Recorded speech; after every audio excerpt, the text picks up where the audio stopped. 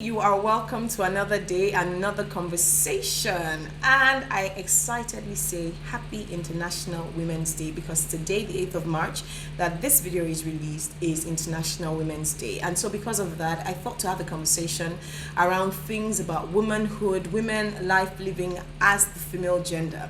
So, this video is for all women and, of course, the men who love them.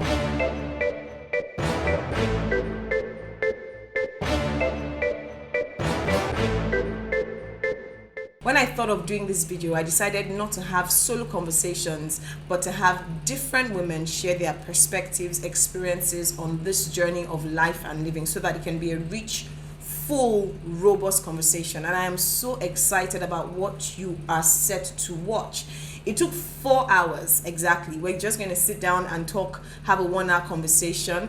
But myself and 4 other lovely women came together and we had a 4 hour conversation. So we couldn't cut the video as 4 hours. So it'll be good if you looked at the different topics and the different videos that we've done. I've had to cut them up in different parts. The part on mentoring, the part on relationships, the part on self-awareness and self-love and self-acceptance.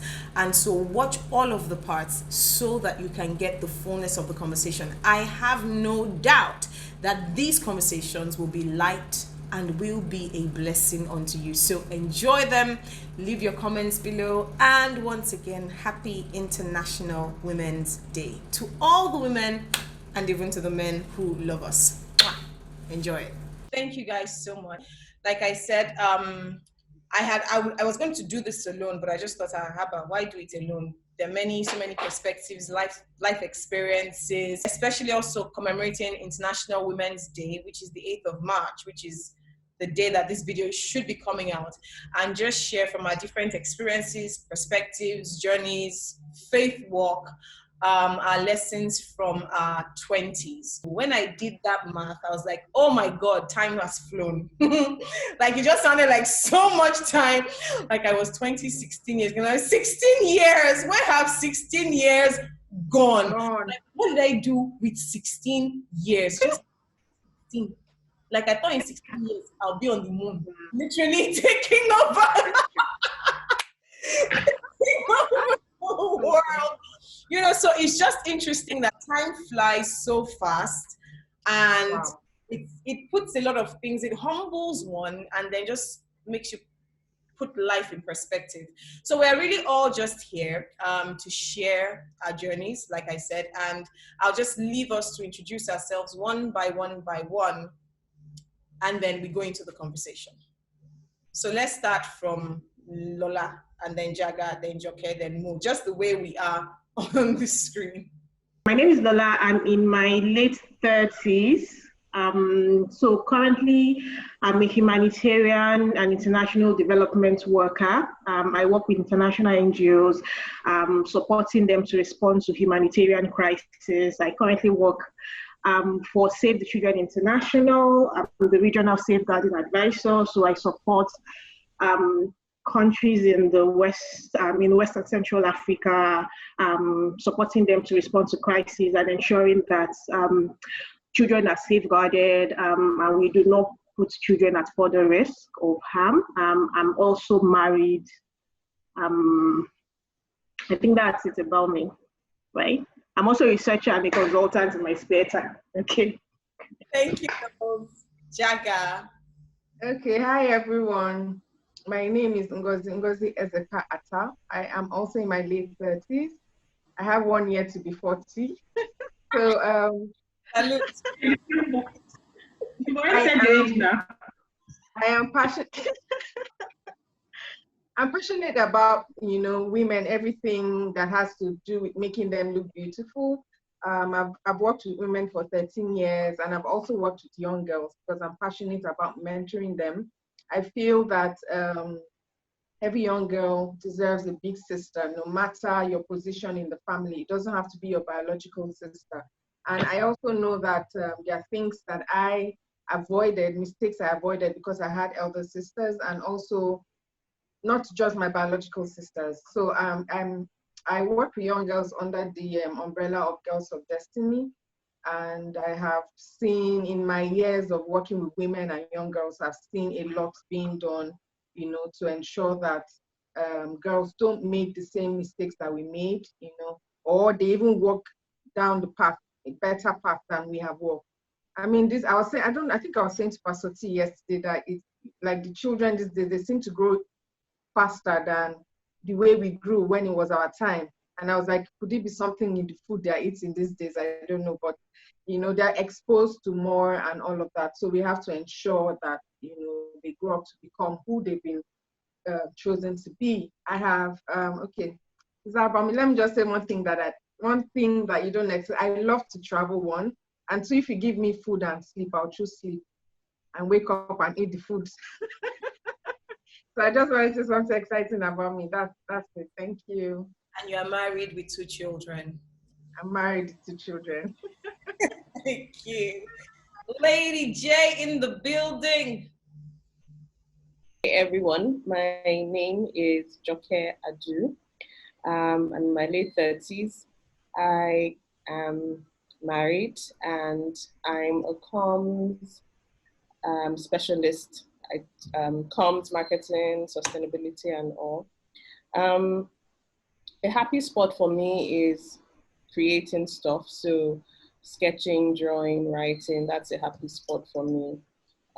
Like Jaga, I've done a lot of work with women and girls, fortunately as a result of my job as well.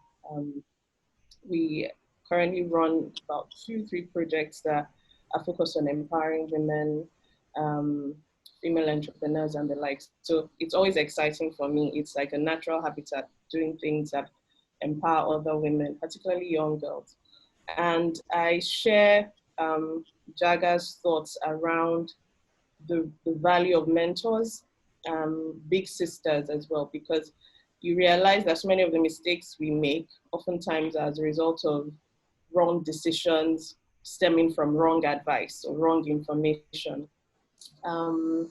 What else about me? I am absolutely thrilled and excited to be able to speak with everyone here and speak on something that is important, which is, things we learned so that other girls coming up and other young women will make the same mistakes. So I'd just like to thank you for inviting me to be here, and I look forward to an exciting conversation. You're welcome. Spirit Mo, as we like to call you. Hi everyone, my name is Mo Adeboye and I run a production business together with my husband, and I've done so for about 10 years now, audio and media production. And I also run an organization called The World Alive, which liaises with different ministries and runs workshops and prayer meetings. And I also I've worked with young women over, I'd say, the past 10 to 12 years. I am in my mid-30s, and it's a privilege to be on here today to share the things I have learned and picked up along the way, not just from my experience, but from various groups and different people that, I have also, walked my journey with, which I think is very important. We don't walk life alone. It's good we're not made to live life alone. We're made to be in communities, and we're made to, live and fellowship with people. So yeah, it's a privilege to be here today. Thank you all. And that was just an amazing place to end it. We're not made to live, or to start the conversation, we're not made to live life alone. We're made to live in communities. It is my pleasure to welcome you all to TY's Thoughts. Thank you for being on this YouTube channel. And I'm just very excited because I'm sure that we're going to have an amazing conversation. I've sort of tagged this lesson from my 20s. And we're talking about this because that 20 gap, 20 to 30, I mean, you're born, you're a teenager, you're figuring out life, your parents are still largely in your life, trying to make decisions for you. Although these days, like Queen J said, people are getting mature at a faster rate and making decisions solo at a faster rate. But 20s to 30s, how crucial that age gap was, and how decisions, actions, relationships, all of those things, self-love, self-awareness was very important in finding out early, so that the things you are doing in your 30s, you would have sorted in your 20s.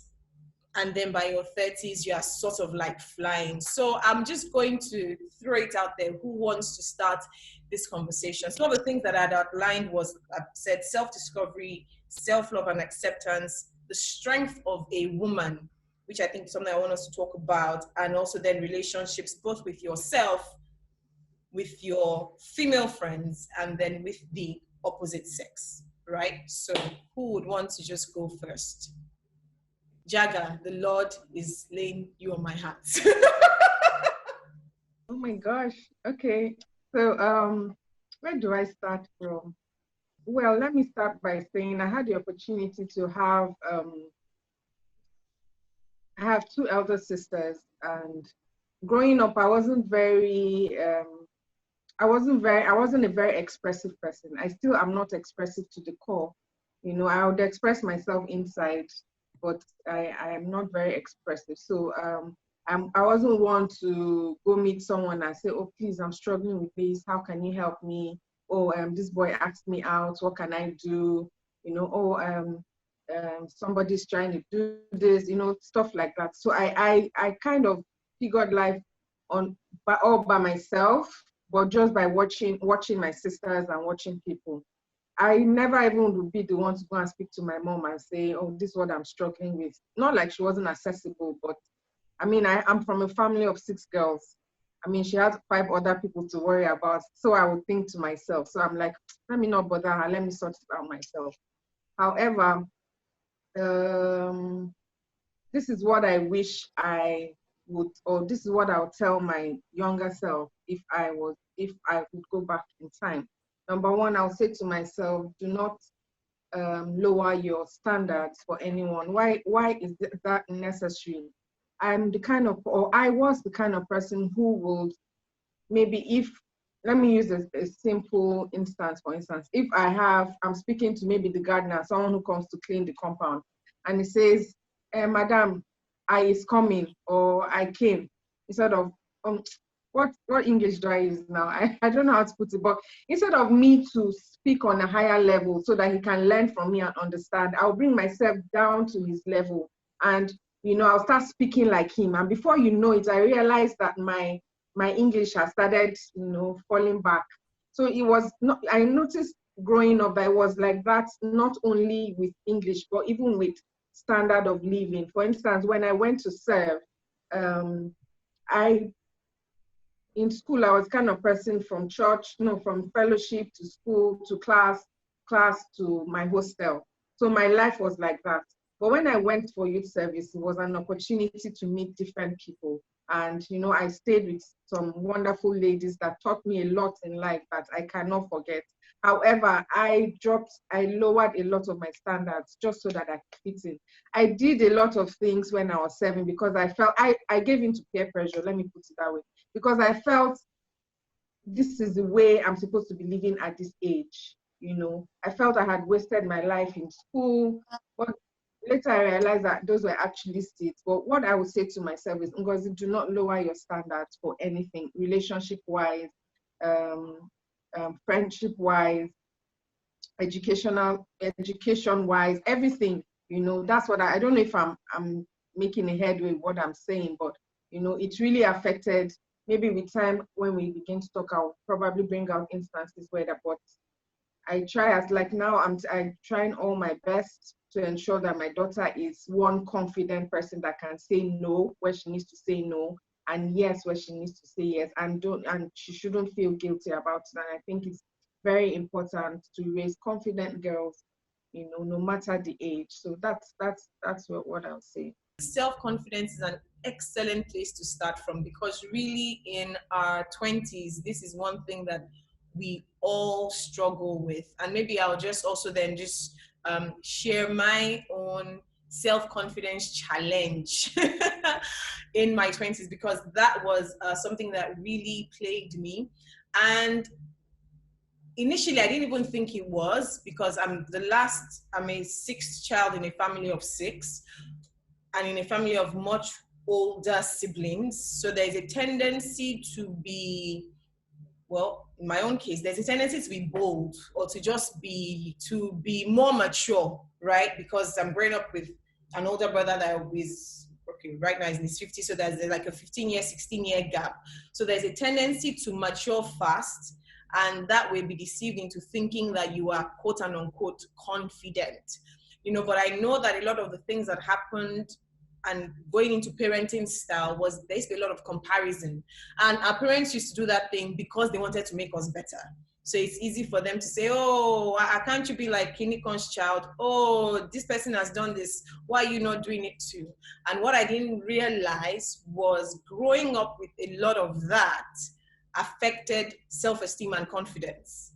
So for me, the way it worked was, if I was in a room or if I was trying to get something, there'll be a natural tendency to think somebody else was better than me, or somebody else would get it because they had this, they looked a certain way, they spoke a certain way, they acted a certain way that I felt was the acceptable way. One of the things, and I'll just quickly share this. So one of the things that I always wanted was to study abroad, but we couldn't afford it.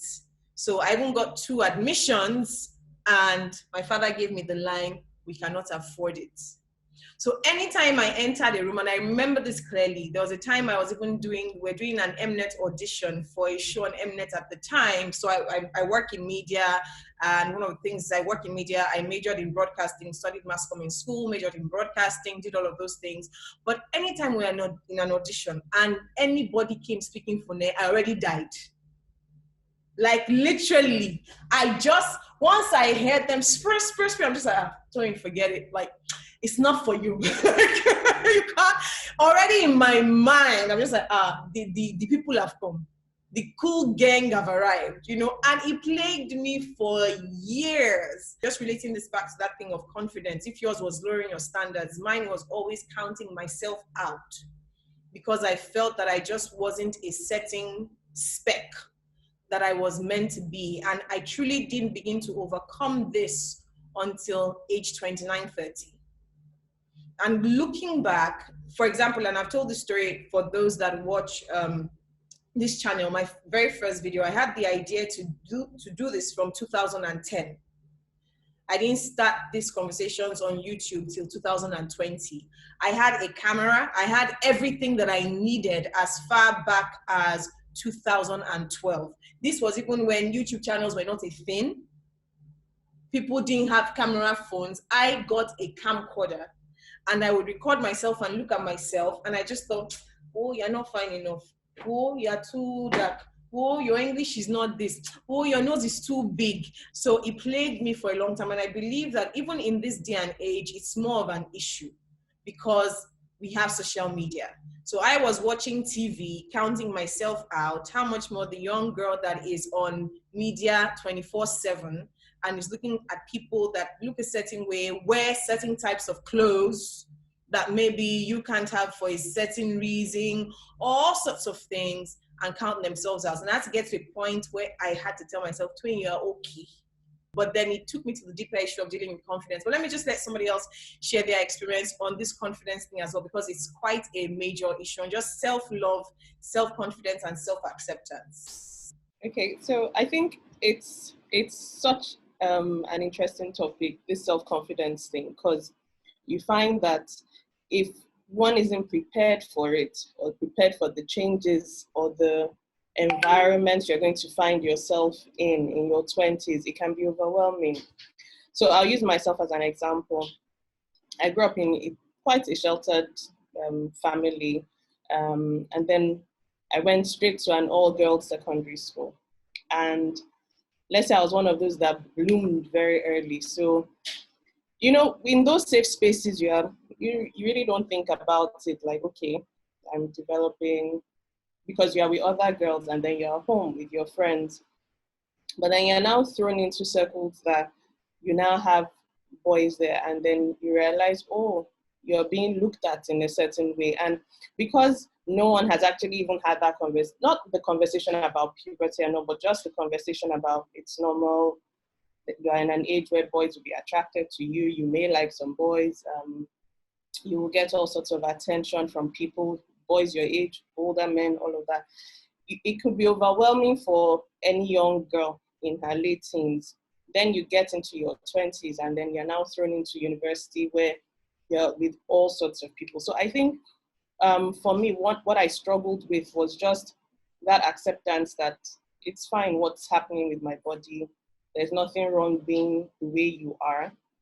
And being confident enough to talk to guys, whether or not you look a certain way. I think if I had that, I think I wouldn't have been so timid or shy for the better part of my 20s into my late 20s, because I was always thinking, okay, I hope this dress is not too tight, or I hope this is not too suggestive, or I hope this, I hope that.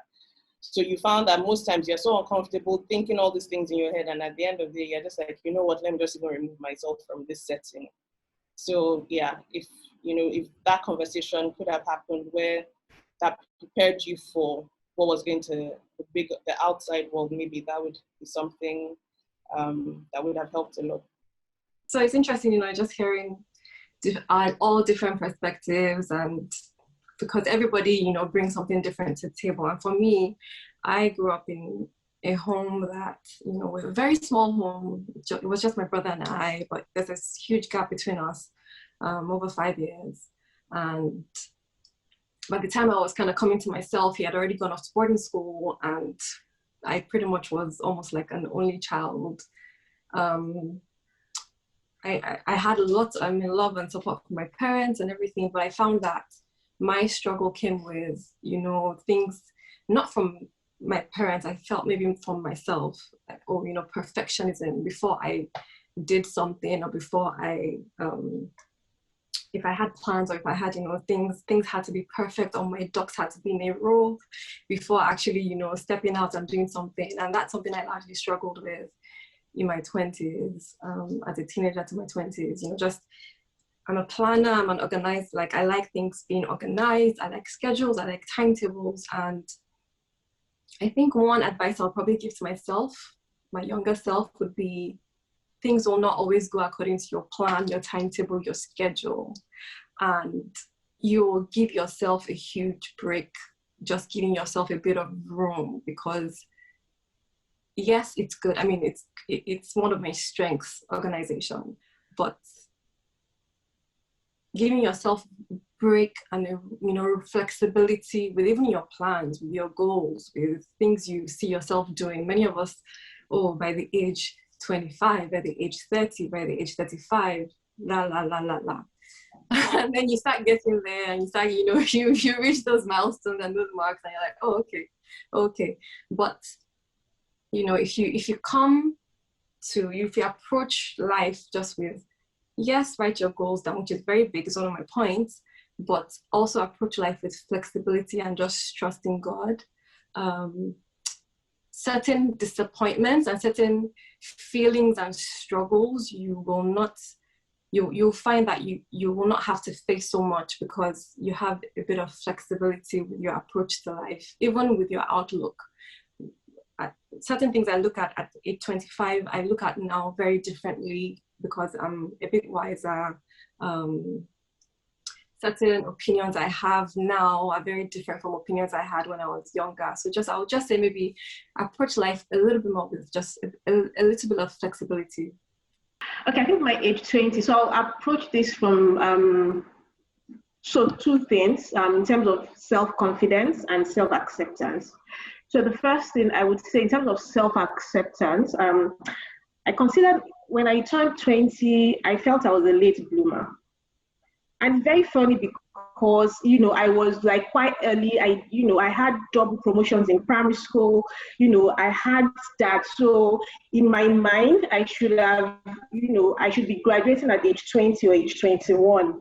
But, I entered university at age, when I was over 20. So at that time, my mind was like, how do I catch up?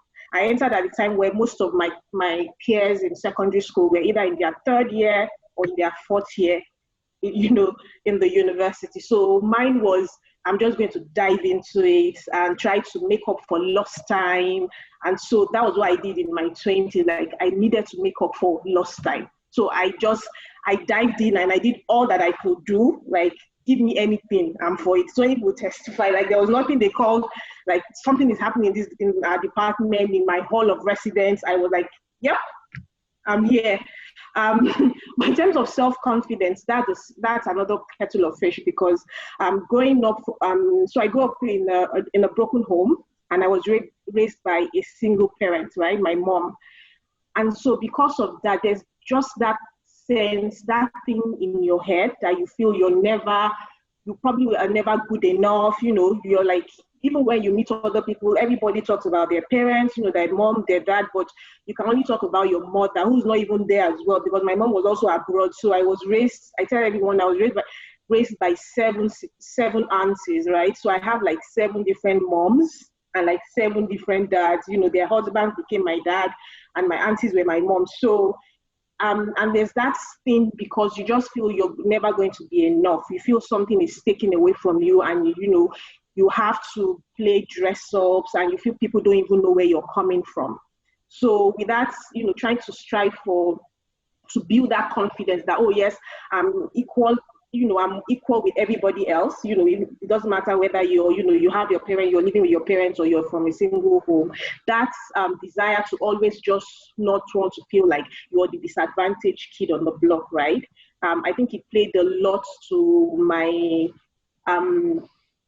in terms of boosting my confidence, and in terms of what I would say, or the things that I was engaged, or that I would want to do. And I think also, because even in that aspect as well, when you'll be moving from one place to another, right, being raised by different people, you also hear conversations from people, right? They may think you're young, so conversations like, oh, I would never let my child marry somebody from a broken home.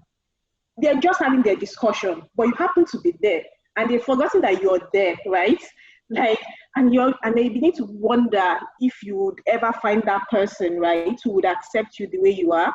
And so because of that as well, I felt I needed to be better. I felt I needed to, and for a long time, the relationship was not on my mind, because I was like, oh, well, they've said I can't, if that is it, let me just do what I can, let me face what I can control, which was doing very well in school and applying myself to anything that, that comes around, right? Applying myself and just being me and doing me and forgetting about anything else, because I felt, oh, by the time they take me to their home and they ask, where is your father? That's the end of the relationship. And I had that for a very long time. I had that for a very, very long time. So I think it was one thing that I needed to deal with when I was in my 20s. It was self-acceptance, and also playing catch up, because I felt I was a late bloomer. Like when Tony told me yesterday, like, you're Twitter, like, I can't only remember Jam, because I still can't forgive Jam. Like, I know Jam like 4 times. I can't forgive Jam. And Wahika as well, because of math. So, so so for me, those were the 2 key things that I can remember played a major role in my 20s, and how I applied myself in my 20s. Amazing. Thank you all so much for sharing. I got emotional at some point, but I'm going to take it on to what, I can't remember who said this, but something about timestamps. And timestamps, even in our days, where I think it was more that talked about you had to have done this at a certain time, at a certain age. So there's this unknown, by 25 you're married, by before 30 you already have all your children, then by 35 you've blown, by 40 you are no more a fool, because a fool at 40 is a fool forever, then by 50 we just have all these weird things that I don't even know exactly where we get it from, right? So I want us to talk about timestamps from our individual journeys. If you had your own, and this is a major issue. So you see people who now say, I'm just 23 and I don't know my life purpose. And my default setting is, sorry, how do you say you are 23? Why are you bothered about life purpose? But when I pause, I'm like, Tony, I think you were exactly like this at 23. Because there was some point in your 20s, you just thought, everybody knows what they're doing. I don't know what I'm doing. Oh my God, my life is over. And with the benefit of growth and of hindsight, now you're just like, why was I killing myself? So let's just talk about what maybe your timestamps were, what you thought you would have done at a certain time. Did you or did you not? Have you or have you not? Are you still on that journey? So what is timestamps according to each one of us's story and journey? Funny enough, I didn't have any. Like, in fact, there was a point in my life I used to feel like I wasn't a human being because I used to feel like I was floating. Like, because I didn't used to like think how others were thinking, or I never put pressure. I never told myself you have to be married by this time, you have to get a job. I never even wanted a job. You have to have children by I honestly used to feel like I was when you're like living I don't know, how do they call it? I won't say disillusioned, but I was not really living in this world. So I don't think I ever put all those time things on myself. But basically, one thing I was struggling with growing up was really knowing who I was. That was one thing I was struggling, and I think that was one reason why it wasn't just like what Lola said. You know, I don't think I was even thinking about uh, getting married when I didn't even know. If you ask me then, Ngozi, who are you? Can you tell me about yourself? I would not have an answer. So it was maybe later in my early 30s or late 20s that I began to like, okay, you have to have a definition of who you are, what you like, what you don't like. So because I didn't have those definitions, if anybody comes and says, I want to go out with you, even if I know the person is not up to my standard, or the person I shouldn't even be friends with the person, I'll feel like, oh, he asked me out, because I didn't even know what I should want or what I should not want, whether I should be in a relationship or not, and it was so funny because guess what? I did not know that I was even like, will I say beautiful till I went for youth service. So some guys came to me and, oh, and I was relating normally, and one of them told me that, do you know that you're the first beautiful girl that has spoken back to me without feeling? I'm like, in my head, I was like, you're beautiful? I didn't know. So that was when I started realizing that, oh, Ngozi, there's actually something to you. And I started to research, read a lot. How can I find myself purpose? Who am I? Ngozi, who are you? What do you like? You have to set the standards for yourself. What do you like? What don't you like? If somebody comes to you today and say, take chicken, and you don't like chicken, you don't have to take it. Say, no, I want turkey, give me turkey. So those are the things. So I didn't put any of those time limits on myself. I was just floating and flowing until I later realized who I was. On the other side of it, mine was more of everything was already kind of set out. Like when it was time to go to primary school was available, I went. Secondary school, it was, like you just followed a path that was laid out. Even when it was time for university, I remember the university I wanted to go to wasn't, I can't remember what the issue was. There was some delay. Another one came along the way, and I was just like, okay. Like, I didn't give it much thought because everything always just followed. This is what you're supposed to do now, do it. This is what you're supposed to do then. So I didn't actively always know I could, to Jaga's point, I had a say, if you may. Like, I could say, okay, I really don't want this, or maybe let's try this. I just went with the plan. And so I think when you've been, should I say, programmed that way, you're and then maybe by nature, personality-wise, like Mo touched on, you're very good to, okay, this is the plan, we're going to make the plan work. You create your own mini plans into the plans. You just realize that you kind of have, I wouldn't say a regimented approach to life. You just have this thing of, there's a mold.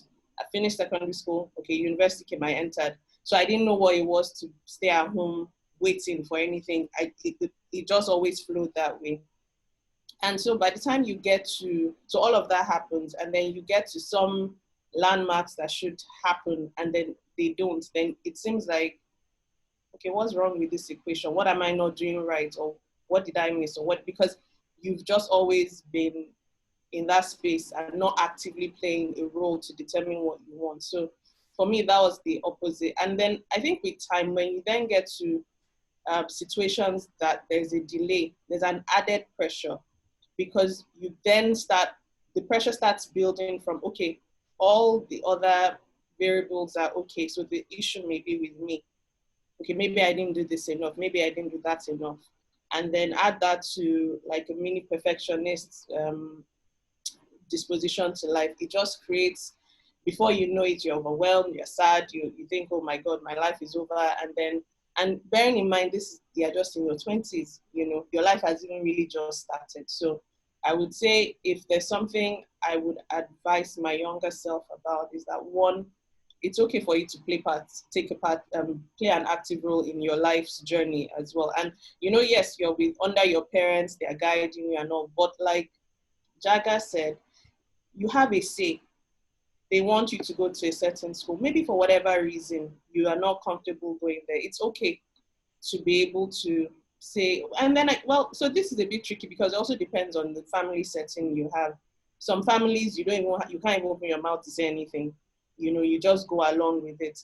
But in situations where maybe in your family, it's open. Like my parents, to be interesting, to be honest, were actually quite open. Like I could have said something, but I just felt this is the plan, we go along with it. So a thing I would say to my younger self or to other young girls is that you can say something.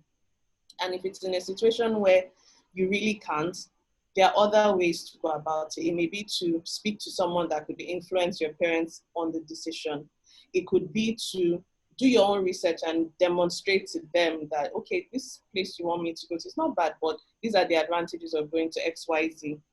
And, if it's one of those situations where none of that will even work, you can then actively pray about it, that, you don't just want to be a participant. You just don't want to be like a passenger in your own life story. You want to be, active in it. So that's something I would say that I wish I did more at, just being a bit more vocal about my own, how I wanted things to play out for me.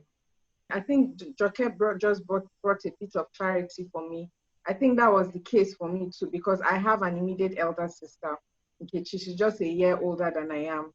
So if you look at our life pattern, you see that almost everything she's done, I just follow suit. I don't know if it was, so like she got married 2009, I got married 2010. She got into this university, I got into the same university. So we've been following each other like that. And then apart from that, I think I want to believe also that when you, as a young person, when you get to know God, early, there's a tendency for you to just, this is what I feel I did. I just left everything to God also.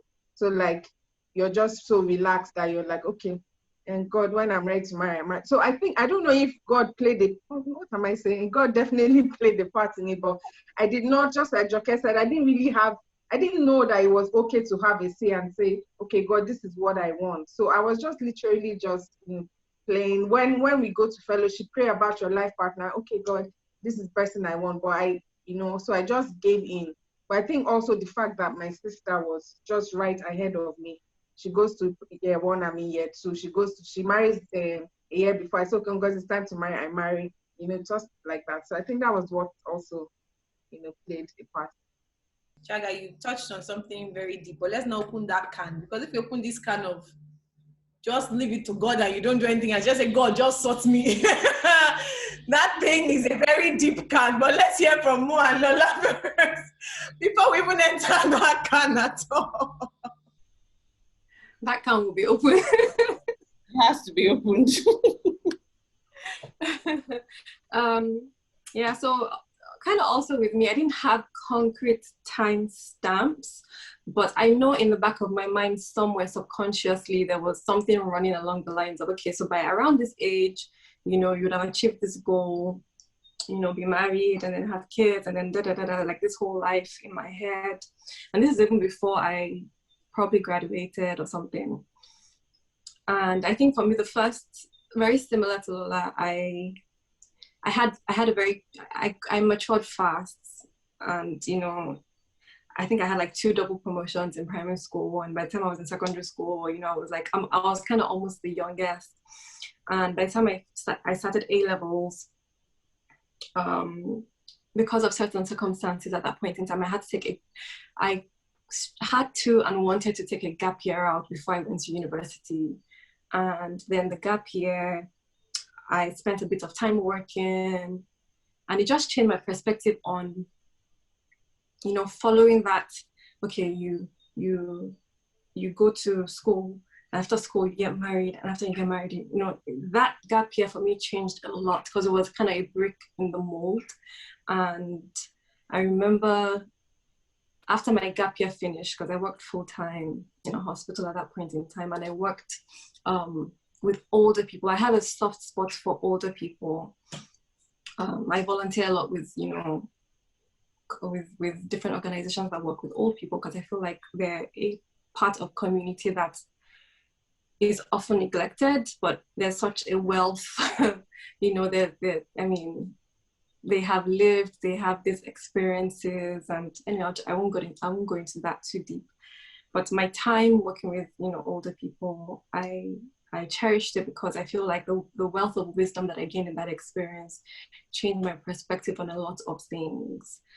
So going into university, I guess my goal setting on by this time reduced, and I've kind of carried that on into the rest of my life, where I try and surround myself with people from different age groups. And even now, I would say advice to younger people, as much as you can now, reach out beyond your circle, reach out beyond your 20 something year olds, or even the 30-year-olds, you know, try and make friends with or have mentors from, you know, different age categories, because you will find that at some point in your life, they will have things to say, or, you know, pearls of wisdom to give you that will point you in the right direction. So an example for me was I initially had wanted to do my master's straight off, you know, after my undergraduate degree. And someone said to me, my mentor, Pastor Kalade, said to me at that point in time, you don't have to rush off to your master's just because everybody else is doing it. In actual fact, you know, sometimes it's better for you to actually gain some work experience and then find out if the industry you're going into is what you really want to do, rather than, you know, pay such an expensive, you know, it's an expensive degree. So, and that advice stuck with me. And now I'm finding that, you know, I'm also, because I work in counseling, I counsel a lot of, you know, people, and my background is psychology. So I am training to be, you know, it's a licensed psychotherapist and all of that. And I'm finding that, okay, the master's I wanted to do in my 20s now, due to lockdown, blah, blah, blah, I am now on the path, you know, to doing that. So, but some of those things I have applied came from adjusting my own timelines and my own, this is the way it has to be. You know, this, and you know, the truth is that everyone, and you're listening to this, everyone's path, everyone's life, you've heard all of our stories, you know, we have, your life, your path is very different. So it's just a matter of getting the wisdom you need and trying to surround yourself with the right people as you do life. But yeah.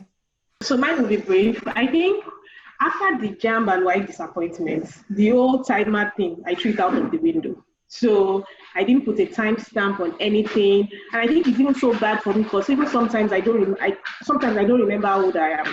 Like this still happened. Like recently, I was in the hospital. Like, please, how old are you? And I had to calculate. I had to bring out my phone, and she was like, oh, this happens to me. So I'm like, I can't remember. Like, if you ask me my date of birth, I will give you. But if you say how old are you, I would have to calculate.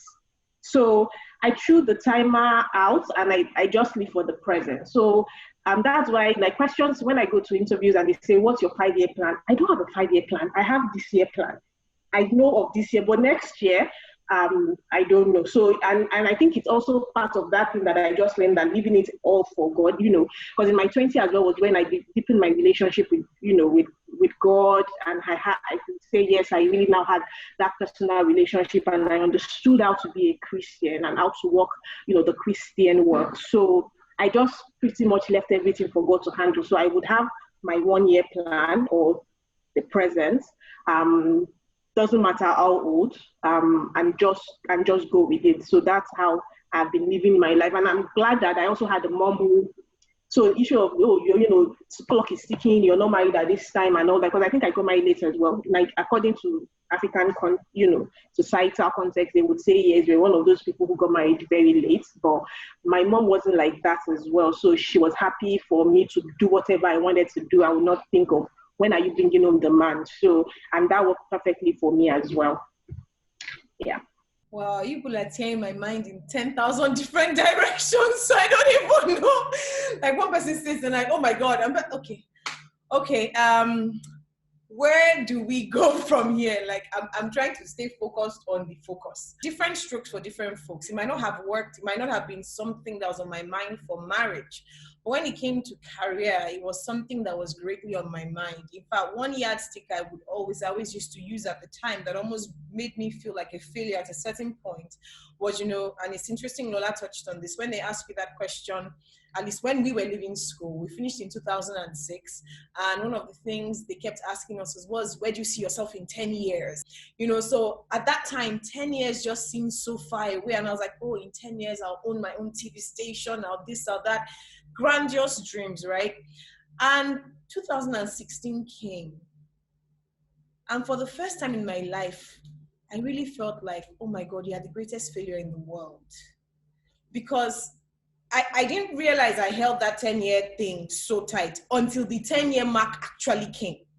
And then I started telling myself, 10 years of your life have passed. And I wasn't this close to this dream that I have thought that in 10 years, by the time people see me in 10 years, my God, I'll just be, so it just put a lot of things for me into, I had to first overcome that feeling of disappointment, it was massive self-disappointment, and just thinking, so what have I spent the last 10 years doing, right?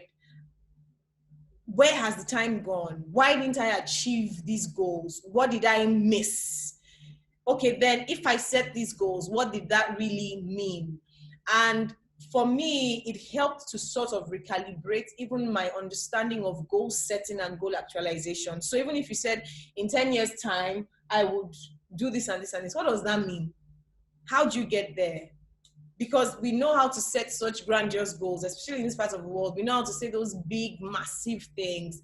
I remember there was a time I was having a conversation with someone, and the person was saying how he wants to become a certain type of broadcaster, but he has gone to do his research that to be that kind of broadcaster, there are 3 specific schools you need to go to.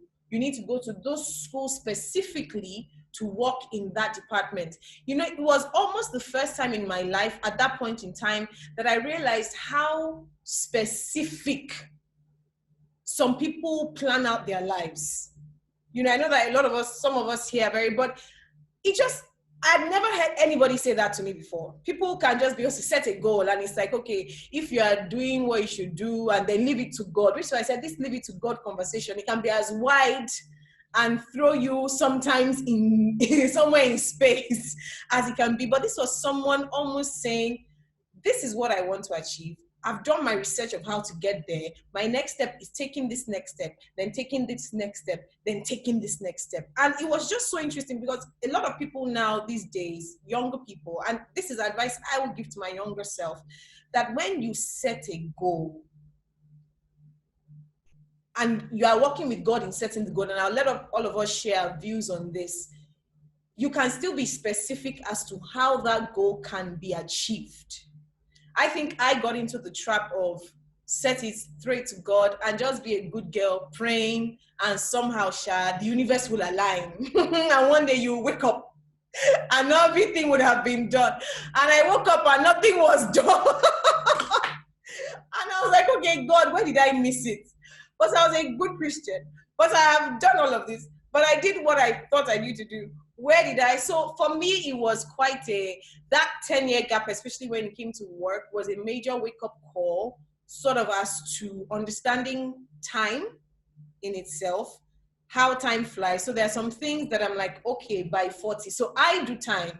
So there are some things I've decided by 40, I want to see. But I'm now more specific as to, okay, what does this really mean? What are you doing to get there? What does this mean in the first 6 months of 2020, 2021? Where do you need to see yourself by the end of 2021, then by 2022, and then obviously we leave the rest to Father God, help me, Holy Spirit, guide me. If I need to recalibrate or to be flexible, then I can be flexible. That's sort of like my view on timestamps. I got burnt, and then by the grace of God, I'm doing better. But I'll just leave it open. Another thing that I had said, and Joke had sort of noted that to me, was the place of reaching, that Mo had said as well, also in this, and even just in being specific and finding help as to reaching your goals, is to talking to a wider group of people, sort of like what Dr. Kolade said. This thing you said, Dr. Kolade said, is such a lifesaver. Also because we have that finish school and do your masters. It's like an African thing, or maybe it's a Nigerian thing, like finish school, do your masters. But someone to give you the benefit of wisdom to say, don't do that. Finish school, explore. I wish I explored in my 20s. I wish I did a different range still in my industry, but exploring different things, going into advertising, going to public relations, doing broadcasting, instead of saying, this is my destiny. The Lord spoke to me at the age of 10. I had a dream. And then just keeping yourself on that one path. Looking with benefit of hindsight, so that listening to other people is such a rare gift. And I think Joke wants to say something about that.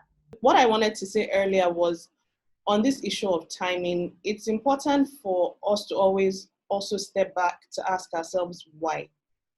Why do I want to have achieved XYZ before 30? I don't think it's something most people in their 20s, or even in life generally, you find most times you're just constantly in motion. I should have 50 million in my account by the time I'm 50. Why? Or I should have, built my house before 40. Why? If you're able to just ask yourself that simple question, why? I believe that it helps to put a lot of things into perspective. So that was one thing I wanted to say, that it's important we always just pause to ask why. You'd be shocked how so many of the things we want to do is because my friend is doing it, or because they said I should do it, or because my office expects I should do it. You find people, I remember speaking on the issue of masters that Mo mentioned, I remember I had a lot of friends then that were saying, I'm just going to do an MBA. And I was like, okay, why do you want to do an MBA? They're like, that's what everybody does, MBA. And then I remembered when I wanted to do my master's, I was like, okay, do I really want to do an MBA? Like, do I really want to? And then, fortunately, around that time, the course I wanted to do now came up, an MSc in Media and Communications, and it was perfect.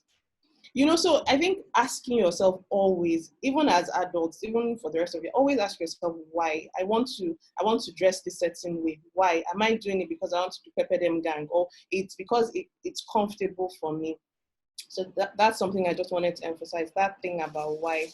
We realize most times it's just because of everybody else and not really because we want to do something. The second thing I wanted to talk on was the balance on having plans and the place of God.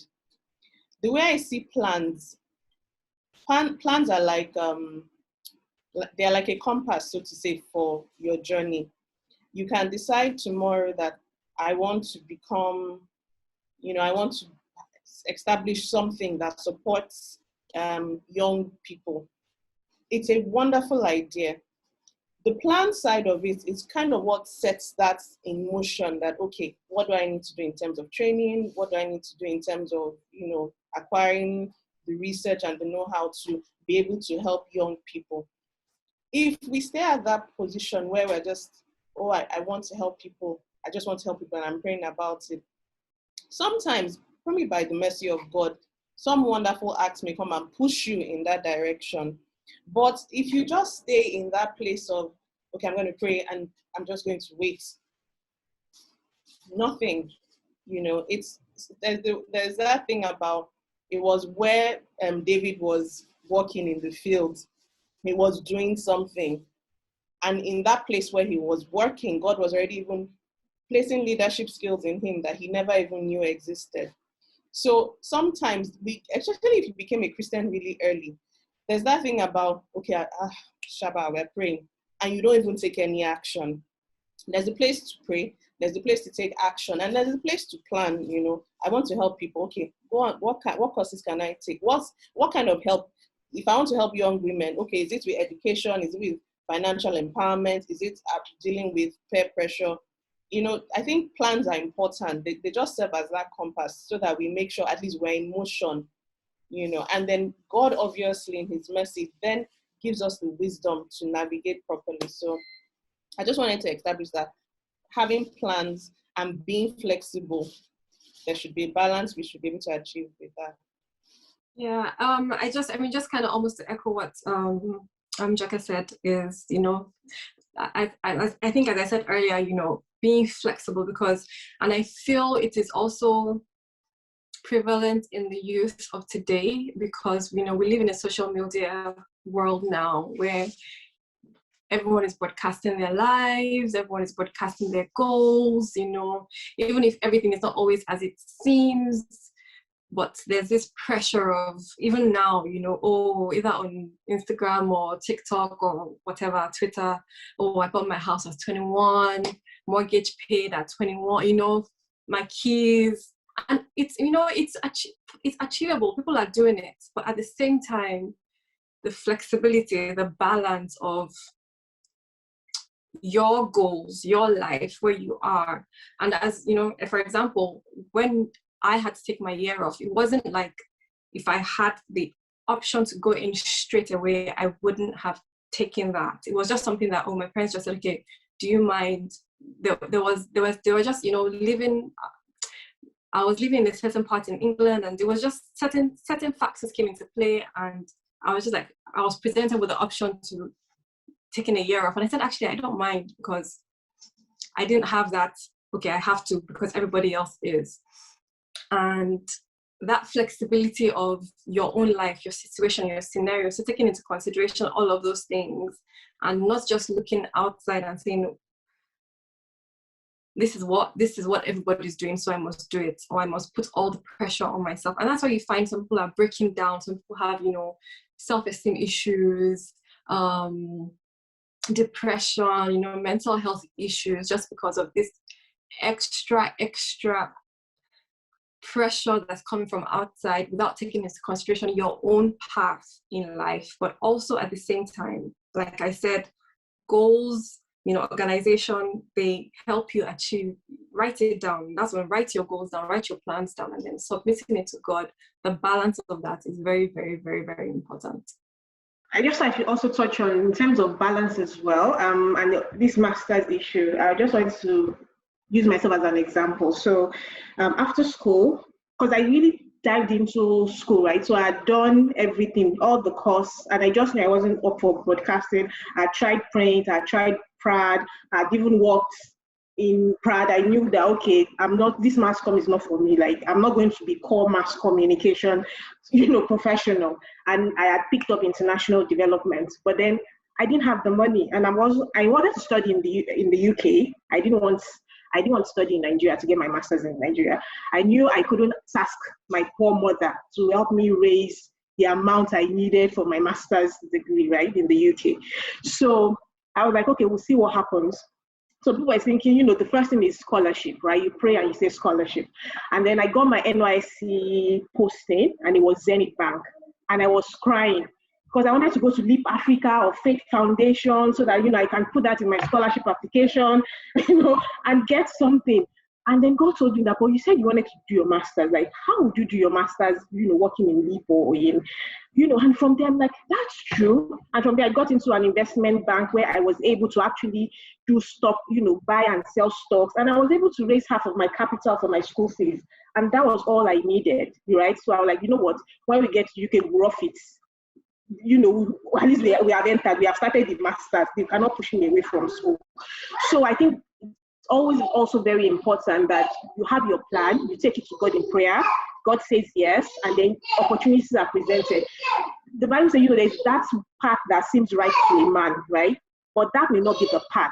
And you just let God open your eyes to the wider plan He had for you. Because looking back now, if I had, I went to Faith Foundation to Leap Africa. I was like, please, can you take me? I want to switch from Zenith to Leap Africa. Can you please help me? And they said, oh, sorry, we are full. We're not taking any interns or NYC. Because I really wanted, to be able to have a platform where I would have recommendation and I would be able to get my scholarship. But that didn't happen. So I think it's always important that in the grand scheme of things, we reflect on whatever is happening around us. We're sensitive to things God is telling us, and and also be flexible, like Noah and Jockey has said, to lay aside that thing that we think, the plan we think would get us there. Because the part that may get us there may be different from what we're thinking or what we're planning. So I think it's always good to have that in mind, that when you're working with God, He can, He would turn everything upside down for our own sake, and we should be okay with that,